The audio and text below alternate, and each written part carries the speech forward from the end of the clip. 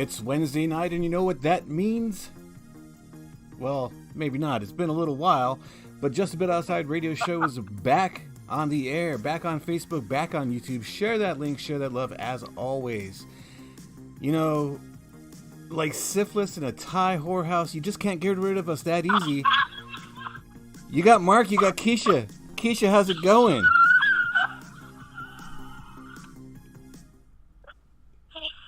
What's going on? I think I got her with that one. My parents are gonna love that. Let me tell you. Hey man, what's going on, y'all? What's up, outsiders? Like Mark said, yo, we back in full effect. Hope a lot of our regulars are online today because I'm looking forward to chopping it up with you all on the sports tip. And it's a holiday weekend, you know, and like Mark said, we took a little time off, and we know that there's a lot going on out there in the world, and you know, we felt it was our social responsibility to come back in full effect and provide a little joy and, as Mark so eloquently put it already, a little comic relief for you guys. Look, we are here for you guys. All right, so let's go ahead and let's get it popping. Man, there is a lot. You know what we do first, what's going on around town. There's a lot going on. First of all, it's holiday weekend. If you are in the 410, you know tomorrow the fireworks will be popping off downtown and at various locations surrounding like the metropolitan area. But the Inner Harbor is like the main deal, right? Yep. So, if you do plan on going down to the Inner Harbor, you know, prepare yourself for traffic delays, hella people, but most importantly, a good time. Okay. I think aren't they doing something like in your area as well? I know they have them on White Marsh. Yeah, they always have them. Yeah. Fullerton School, they have them up there. Those are always a good show. Yeah. And then up in Towson, kind of by why can't I think of the name of the school? In Towson is good enough, man. Yeah, and it Do always your a good show, research. too. Google Yeah. is your friend. Yeah. So. I'm thinking about going. Well, actually, I'm going back and forth with the idea because I don't know if I really want to deal with the traffic and people. Yeah. But a good friend of mine who has a boat. Big shout out to Pete. He invited me down to watch the fireworks, and I think that is definitely I don't think that is definitely a vantage point that I have never experienced before. So, you know, I'm really thinking of taking them up on that offer. So I may see some of you 410ers downtown tomorrow. Who knows? Nice. Yeah. What else is going on around town? Well, let's talk about our Orioles. You know, they hanging in there. They still fighting a good fight. The Yankees, they haven't been doing too great, and you know, in all honesty, we haven't been doing extremely great either. Yeah. You know, it's been I don't know, it's like we're living parallel lives with the Yankees right now.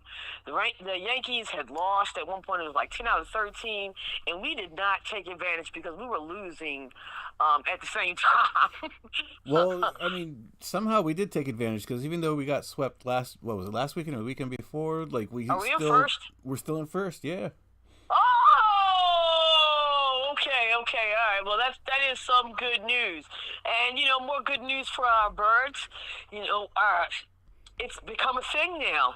We are a regular in the All-Star game. Yeah. Right? Okay. So, let's talk about it. First things first big announcement. We have our own Gunnar Henderson participating in the home run derby. Yep. Right? And was it Adley Rutschman last year? Yeah, he was in it last year. Okay, yeah, so that makes it even better. All right, so we had Adley last year for his first time. This time we got Gunner.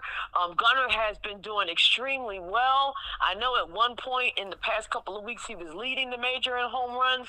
I'm not sure if that is still the case because, like I said, we've been on vacation. But he's doing well enough to get the birds back to the knock contest. So we are all very excited about that. Mark, you've got ESPN up and running. We have a few All-Star selections that could be possibly starters. I'm counting on all of these guys to be named, but we have our fingers crossed on a couple of starter hopefuls. You got anything to report on that? Adley Rutschman was named starters first. His second All-Star game, his first time as starter, so that's awesome. Woo! All right. Good things. I believe Anthony Santander is also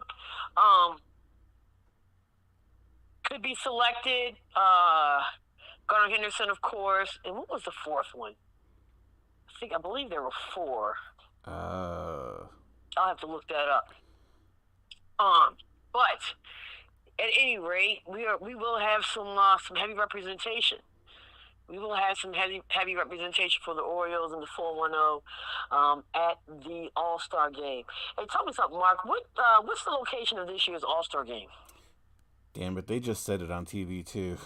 Okay. Let's check that out real quick.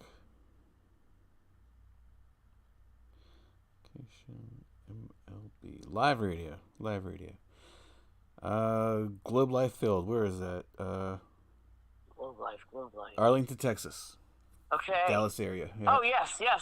Okay, game played July 16th in Arlington. Like I said, Henderson will be participating in the home run derby. Okay, here we go. Let's see here. Anthony Santander, Ryan O'Hearn in third baseman. Jordan Westberg just missed out on earning a starting spot, but it doesn't mean that they won't be on the team. So, like I said, heavy representation for the Orioles. We are very proud of them for that, and look forward to seeing them in the big game, right? Hell yeah. What else is going on around town, man? You got anything that you want to throw out there? Nothing really. Nah. I've been holed up for a while, you know. Okay, no doubt. All right, well, let's keep it moving. On to the next thing. Well, you know what? Let's talk about the girls. And since we were just, kind of on this, what's going on around town, let's go ahead and talk about the girls, the WNBA. Okay. Man, it's been excellent. It's been a great season. I don't know if you guys and girls out there have been following the WNBA this season, but man, it has been one wild ride. If we aren't talking about somebody getting an attitude or getting pissed off, and tussling a little something, causing dust ups, we've got exciting wins. We've got record breaking occurrences. We've got, of course, Angel Reese. We've got Caitlin Clark, man. I mean, it's been a lot of fun, Mark. Yeah, I don't know if it's the media attention, but this really feels like a special season, like one of the best WNBA seasons of all time. Yeah, man, and it's almost like and not that they are intending it to be this way. Let me be very clear about that, because there's just been a lot of talk about controversy and conflict. But it's almost as if it's like, it's the vets versus the young bucks. Right? Like the young bucks trying to, hell, they ain't trying. They have put their flag down and, in their part of the organization. And, the vets are like, listen, we've been doing this thing. So put some respect on our name as well. You get that feeling? Yeah, definitely. Yeah. Yeah, it's really been exciting. But let's just talk about this Rookie of the Year um, contest, race, whatever you want to call it. The WNBA All Star Game should be coming through very soon. They've already announced, I believe, they've already announced the starters for that. But we'll talk more about that next week when we get a little bit closer to the date. But I would like to talk about Rookie of the Year. Of course, we got the front runners of Caitlin Clark and Angel Reese. Mark, we're not putting anything in stone right now. We still have plenty of time to go. But how are you feeling about the race at this point in the season? It's going to be exciting. Yeah. Let me throw a wild stat at you. Yes, I love them. You know it. The last 4 Rookie of the Years have all been unanimous votes. You got to go back to 2019 to actually see more than 2 people getting votes, or more than 1 person getting votes. And I think this year is going to be one of the closest votes. Unless someone just pulls away in the second half of the season, you're going to see a really close vote for Rookie of the Year. And of course, that's Angel and Caitlin that are going to be those 2 vote getters. Yeah, and coming in at a somewhat distant third is the Washington Mystics' own Aaliyah Edwards. She's been doing fantastic. I've gone to a couple of Mystics games. Mark, when we first had the WNBA draft, I questioned the Mystics' pick of Aaliyah Edwards and not necessarily going after Angel Reese, but they have proven that they know what they're talking about, and she's been doing extremely well, right? She's not getting as much burn as Caitlin and Angel Reese, of course, because one, it's the whole Caitlin versus Angel Reese thing that we will just never get tired of, apparently. But number 2, the Washington Mystics really haven't been doing too great. Over the past week or 2, they've been doing a lot better, but generally overall, not well at all. So, big shout out to Aaliyah Edwards. Like I said, also planting her little flag in the realm of the WNBA. But what I can say, and Mark, this goes along with what you were just saying. In the beginning of the season, at least for the odds and the public opinion, they thought Caitlin Clark was going to be a runaway for Rookie of the Year. Yeah. Right? And like Mark just explained to you all, that is not the case. Right now, the odds... The odds for Caitlin Clark, I think they started off at minus 1,000 or something like that, but they have dropped drastically to minus 600, and Angel Reese is at plus 400. So, there's still some distance there, but the disparity is not as great as it was in the beginning of the season. Yeah. Okay. Angel Reese has become an insane double machine. 11 in a row. 11. Okay, I was going to say, as of Sunday, it was 10. I wasn't sure what happened last night, but there you go. There you have it. Another double-double, 11 in a row. That is a WNBA record. Not just a rookie record, a WNBA record. That's wild. Right. Period. Okay, as the kids say, period. Caitlin Clark has been doing great as well. She has her own. She's got some pretty good rebounding numbers, which I was kind of impressed to see. Caitlin Clark. She's in the top 20 in points, rebounds. There you have it. She's in first place with assists, steals, and blocks.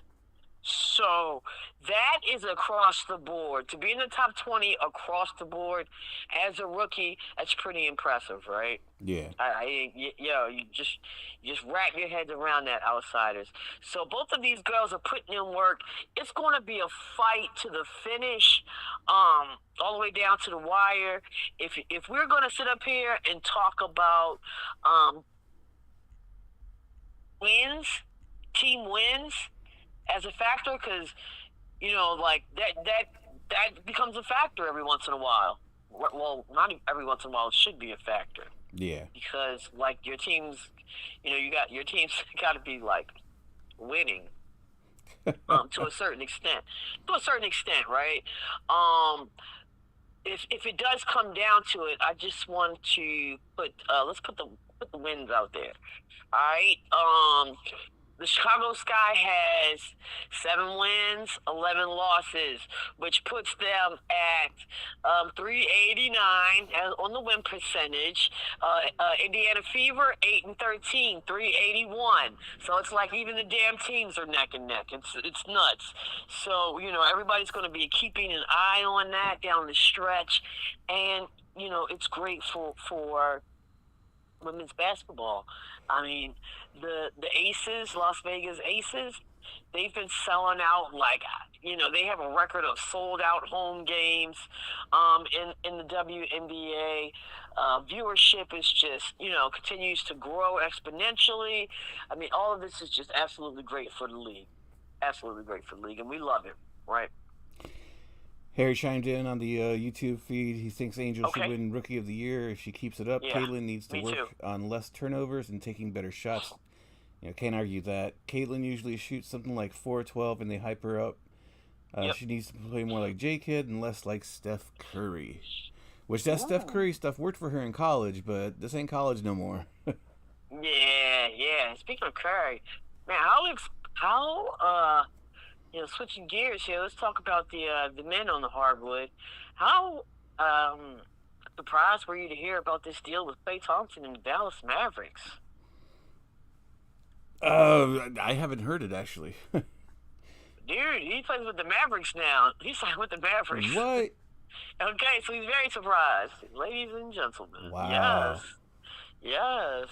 Hey, Golden State kept that core together much longer than a lot of NBA teams do these days. So yeah. To me, I thought after this season it was inevitable. Yeah. I am just hoping that a change of scenery will help my guy out. I wouldn't call myself a Golden State Warrior fan, but I am a Klay Thompson fan. I like to call him Jackie Moon because him and Will Ferrell have this bromance thing going that I absolutely love. But I'm rooting for the guy. It just hasn't seemed right since he suffered that injury a couple of years ago. And like I said, maybe that change of scenery, maybe going down and with some new teammates will rejuvenate his career somewhat. At least that's what I'm hoping. Nice. Yeah. There's been all kinds of crazy extensions, and I think what I think we should do next week. Let's do like a WNBA NBA special. Okay. Okay, because we could also talk about the Olympic teams and whatnot. There's so much going on with basketball right now. I think we could dedicate one show to that. We make a note of that. Oh yeah. Okay. Also, we had the we had the NBA draft. Okay, that went down. It was very interesting, to say the very least. Biggest thing of the draft, which is a goddamn shame, happened in the second round. And I don't know if that's a good thing or a bad thing. I'm looking at it as a bad thing, but whatever. Bronny ends up with the Lakers. 55th pick overall, second round. Were you surprised at the timing of the selection by the Los Angeles Lakers? Yeah, I mean, you would have thought Bronny was a first rounder, right? Yeah. I remember I was up at my parents' house, and we were watching, and I stayed up there till maybe about the 10th or 12th pick, and I was thinking to myself, like, wow, if he didn't get picked right now, he might not get picked until the second round. And I remember thinking to myself, how insane would that be? And then I remember going to bed and waking up the next day and looking at my phone like, holy hell, this guy did not get selected because I did not have one notification that said anything about Bronny James. Because if he would have got selected in the first round, it would have been everywhere. Yeah. You know? So, yeah, I mean, LeBron James has said over and over again that he wanted to play basketball with his son. That is an accomplishment that no one else has ever done. Also impressive as well, for LeBron James. But yeah, man, I mean, selected at 55th pick for the Lakers, gets to play with his dad. Mark was a little surprised. I gotta say, I was a little surprised that he went. People that have gone in the second round that has gone on to greatness. First one that comes to mind is Jalen Brunson. Yeah. That's a good one. So, let's talk about Bronny. We got to do it. All right.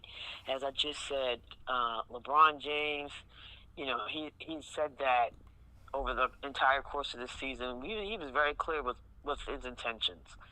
I just saw yesterday that, and it was a quote that,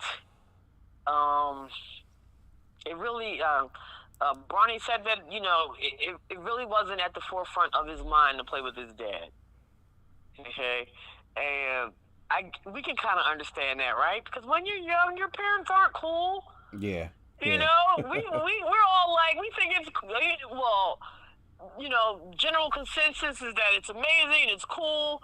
Yeah, you should want to play with your dad, but okay, let's just think about that. Okay? Like, dude, would you want to work with your parents? I know damn sure at age 21, 22, I didn't want to work with my parents. Hell, I don't want to work with my parents now.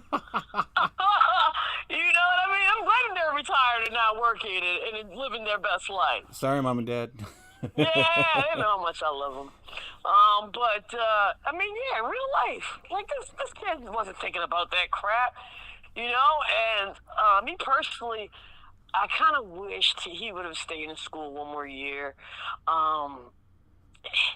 He didn't, to me, this is my opinion, and, outsiders, please chime in on this. I feel like he didn't have knock him out of the park numbers. Yeah. I mean, it's, I made a joke a couple of months ago that the best player at USC was on the women's team. And it ain't nothing wrong with that. Shout out to my girl Juju. Keep grinding, baby. But it ain't nothing wrong with that. But I just wanted to make a point. I just was trying to make a point. Do we have any comments on the feed about this whole Bronny situation? Harry says Clippers and Lakers dropped the ball in free agency. Can't argue that. Yeah, you cannot. There's some people out there that are really upset about this whole thing, and you can't argue it. Man, LeBron did his thing like he always does, opt out and then, sign a new deal. And I kind of thought, with Bronny coming in, maybe he would take a little bit of a better deal, more team-friendly deal. Nah, 2 years, $104 million. Right. I saw that today. I said, get the F out of here. I too, I was expecting, you know what I was expecting? Huh. I was expecting a Shohei Ohtani kind of situation. Okay. I really was. But of course, LeBron gives everybody the bird and says, I'm going to ride you guys until I can't ride your asses no more. I'm just going to suck every last penny. And you know what? I can't blame him for that. But unfortunately, the team and the organization is going to suffer as a result. Everybody, a lot of my buddies, because they know how much I love the Lakers, and they know how much I respect LeBron. I mean, Mark, we talk about it all the time. But he's not my all-time favorite player, but I respect his game. Yeah. But unfortunately, you guys, I believe the Lakers ain't going to be shit until LeBron leaves. So, and that's 2 more years from now. So that's a lot of pain. That's a lot of pain and a lot of basketball. But we'll make it through. We will definitely make it through. There were more changes on the Los Angeles Lakers. They have announced a new coach, and I was not surprised with this one because I knew it was coming. I knew it was coming. LeBron was he was working. He was working during the postseason. I mean, he was working on it, and also as in the case with Bronny James, what LeBron says goes, right? So there was a lot of reports that JJ Redick was LeBron's front runner, and that's who we have as the new coach of the LA Lakers. Mark, what's your take on that selection? I mean, it was the rumor for a long time. Yeah. It was kind of funny. They made that half-hearted, offer to UConn's coach. Right. I wonder if, like, in their meeting, they said, "Here's this offer. Feel free to reject it." Yeah. Or how about this?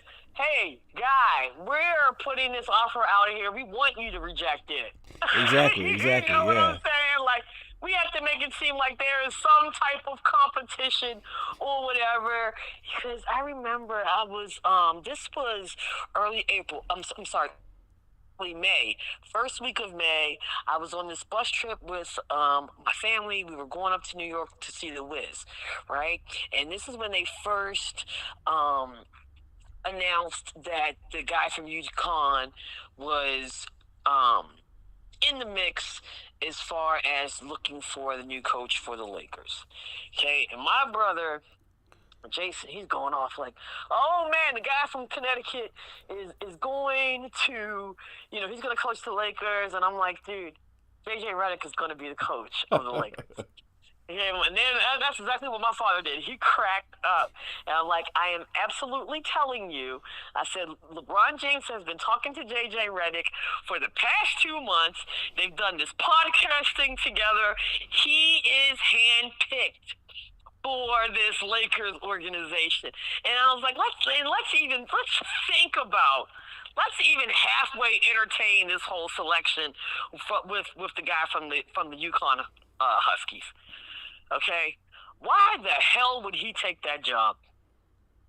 Man, yeah. Honestly, dude, why would you take that job? First of all, you're going to be set up for failure because the team is still lacking a whole lot. Right? Yep. 2, you have hella success, including this year's NCAA tournament with the college game. Okay? 3, you're dealing with players that listen to you and that you are actually able to coach. 4, you're one of the highest paid coaches out there. Why would you leave that job? I had no doubt in my mind that man I just knew he wasn't going to take the job and that the job was going to be JJ Redick's. You would have to be slightly insane. I mean, they didn't even have many suitors for the job because it's almost like, it's like I said, it's like you're set up for failure. Yeah. And I've been screaming and hollering ever since they've made this announcement. I'm like, man, JJ, halfway into the season, JJ's ass gonna wish he was back on the sideline with Doris Burke. I mean it. I'm serious. Because the one thing you can count on with LeBron James, if things don't go right, he will throw your ass under the bus with the quickness. That's reality. We've seen, success happen with this when Steve Kerr jumped from the booth to the sideline, but there is a lot of interest and want in Steve Kerr to be a coach, and he didn't because he wanted to raise his kids and do the family thing, and I don't know a single person that was exclaiming and wanting him to be a coach. Yeah. Even when they said that they were talking, like, even when the rumors were being circulated, I was kind of like, WTF? Like, what the hell? You know, don't get me wrong. I love his commentary, and I love him as an analyst on ESPN. He is very knowledgeable, but as a coach, man, it's just, to me, it's just I just never looked at him that way. You know, Yeah. never. And you know, I mean, some people like a challenge. Some people like a challenge. And, you know, LeBron does a good job of getting people to come to the Lakers, especially if they are of a certain age group. Is that really a challenge, though, or is that just like a suicide mission? You know, I was trying not to use the word suicide, but it absolutely is. I mean, honestly, there's no other way to explain. You know, I said challenge, but, you know, yeah, I mean,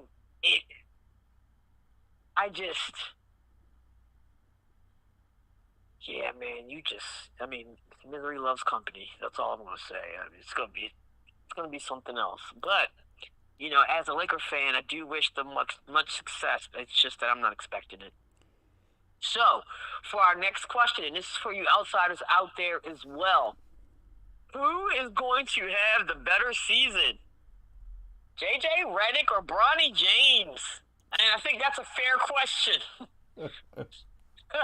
Makes me laugh every time I think about it, but it's a fair question. Who's going to have the better season?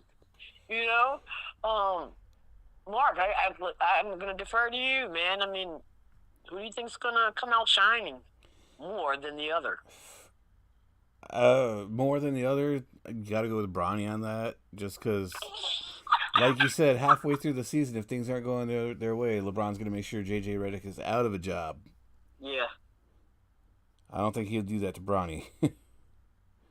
Although Bronny, I mean, man, is LeBron going to insist that he starts? Because he better not. That's all I can say. Is like, dude, you got him on a team with you. You guys will play together, but starting, that's one hellified stretch and disrespectful to your team. Yeah. Complete disrespect. And I think that would cause major problems in the locker room if that is the case. Oh, for sure. You know, I keep going back and forth about this because, you know, I just feel like now there's an immense amount of pressure on Bronny James right now. Okay? Because you're now, not only are you in the league, but you are directly under the shadow of, you know, which some will herald as the greatest player of all time in the NBA. Yep. It's one thing to be on another team and for them to be bringing up your father at the press conference every other game. But to be on the same team as him. And, you know, like, you know, teammates and everything. Yes. Fans, people, they'll be, like, calling nepotism and everything. Bronny could go out there and get Rookie of the Year. I don't think he will, but he could. And there's still going to be people, like, dogging him. So he's in a tough spot. Yeah. He's in a hellified tough spot. I mean, I almost feel bad for the kid, honestly. Yeah. Honestly. Do we have any new comments on the feed? Harry says Bronny easily wins over JJ. He's not expected to play. If he makes it into the rotation, he won. Hi. You know what? I like that take. I actually like that take a lot. I do. Oh, yeah. I do. Okay, let me I think we've talked about that ad nauseum. Let me take a look at what else we have on the menu. Oh, okay. It's time to pass the mic, give my man Mark the stage, because we got some big things going down this weekend. So, Mark, what's that reel on wrestling? Well, let's keep it in the NBA for a second there. But sure. It's related. Because, you know, SmackDown, Raw, all these shows are awesome, and you never know who's going to show up. And, I know what you got to say. Okay, yeah. Last week on SmackDown, you had a little NBA tit for tat, a little fight there with Tyrese Halliburton and Jalen Brunson getting in the mix, getting involved, pulling out steel chairs. It was a crazy scene. I got to tip my hat to the wrestling for that one because that was absolutely perfect. To be honest with you, one, Tyrese Halliburton ain't really known to be a fighter or like a dog for real, for real. You know what I mean by that? He doesn't have that kind of edge. He's kind of like an NBA good guy. Yeah. For real, for real. So to see him like in that role, that shit had me cracking up. For real, for real. Then you have the rivalry between New York and Indiana, which is still very strong and prevalent. Yep. Okay, and that thing goes back to the '90s. So they did, as kids say, they did that on wrestling when they brought those two on with the cameos. Man, I personally enjoyed it, and it gave me a lot of laughs and a big old smile on my face. Man, it was really cool. Yeah. Well, now there's rumors that they're gonna WWE's gonna try to get them both involved in a match somehow at sometime during the NBA offseason. SummerSlam's a good spot. Yeah. One of the bigger shows of the year. I think it's like that first weekend in August. They're going to be in Cleveland this year. Okay. Which I got problems with it being in Cleveland. It's going to be at the Brown Stadium, huge NFL stadium. That's where the SummerSlam's been the last few years. Not even in arenas anymore. It's a stadium show. Why can't Baltimore bring a damn stadium show here? A lot of people have been asking that, man. Yeah, I'd love it. A lot. You're not the only person to say that. A couple of my other homeboys that watch wrestling have made the same sentiment. And it's got to be in the works. We don't have a problem with. I mean, we do pretty good with having good shows. Oh yeah. At the stadiums, and in general, like people come here. As a matter of fact, I should have put this in the first portion, the segment of the show, but Alanis Morissette was up at Merriweather on Saturday. So actually, she did 2 shows. I know the Saturday show was sold out. Yeah, the Saturday show was sold out. I was there. It was amazing. People came from all over the place. Virginia, Pennsylvania.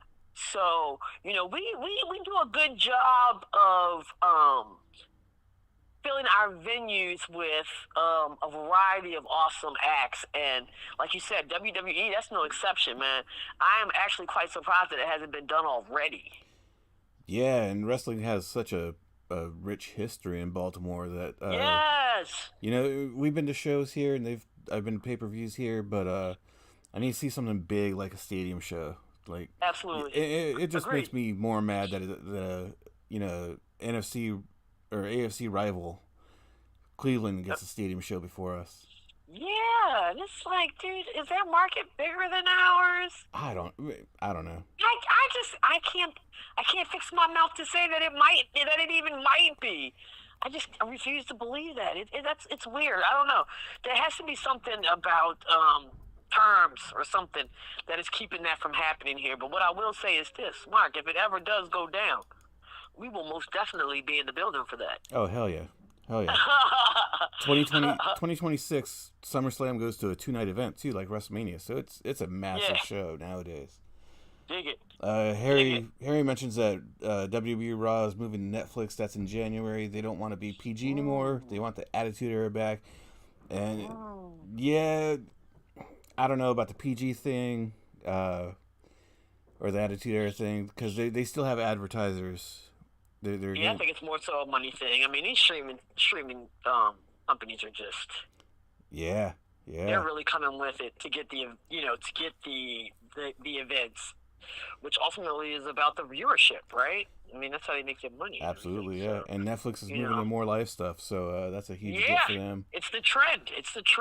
Yep. So would wrestling be any different?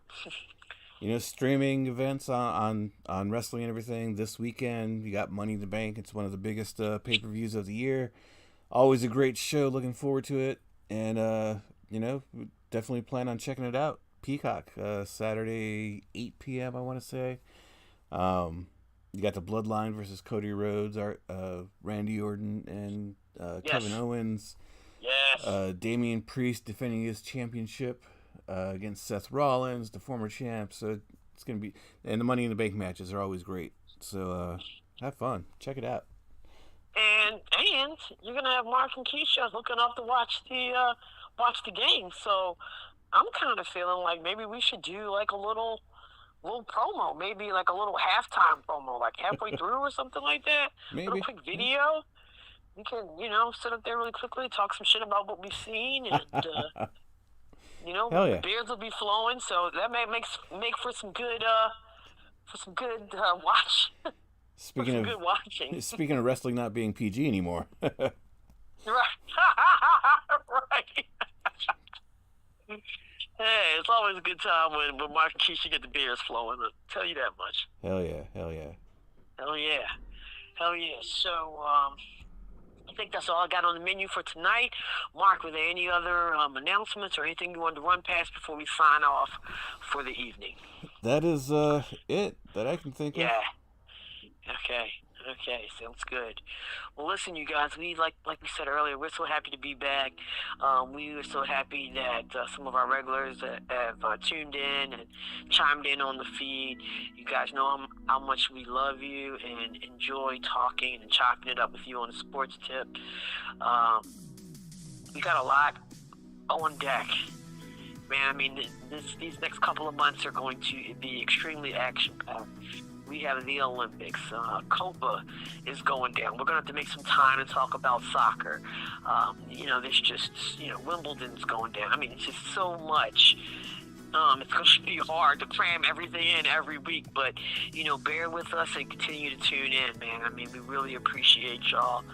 And, you mentioned the Olympics, and I'm not usually an Olympics person, but I'm kind of getting hyped this year. Man, it's going to be lit. What? Right? Dude, It's looking crazy. Dude, I saw a picture of freaking Lolo Jones, who is fine as hell at 40, running on a damn track, man. And listen, if you ain't tuning into nothing, y'all better tune into that, man, because I'm telling you, that was, girlfriend still looking like a bomb out there. But that's just me and my added incentive. But, yeah, man. I mean, gosh, we got Shikari, we've got just everything across the board, and some new events. But I'm not going to get into it right now. Closer the Olympics started to. Yeah, I'm about to say they start at the end of the month. So next week, as I said earlier, we are most definitely dedicating it to basketball. So come through, ready to talk about that. And like I said, at the close to the end of the month, we're gonna chop it up on that Olympic tip because it is a lot of fun, man. It's a lot of fun. All right, so you know how we end this show. Baltimore spread love, yo. Speaking of love, if you're in the 410 area or even in the DMV, my cousin David Kauser, he is one of the biggest party promoters in Baltimore, and he is throwing Baltimore's Love Fest this Sunday down at the Peninsula. Your girl will be down there in full effect. Get yourself a ticket. I'll post something on my Instagram, which is at Major Keish, MAJORKESC, with some details on how you can purchase tickets. And yeah, man, come out Sunday. Come chop it up with me. I'll be there, with my regular drinking buddies and a big old smile on my face. Nice. And it'll be a lot of fun. So, yeah, man, check it out. Like I said, spread the love, do the damn thing, share the link, share the love, wash your hands, wash your ass, and I'm your favorite co-host, and on the other end of the line is my favorite slice of pizza, Mark, and we are just a bit outside. Peace.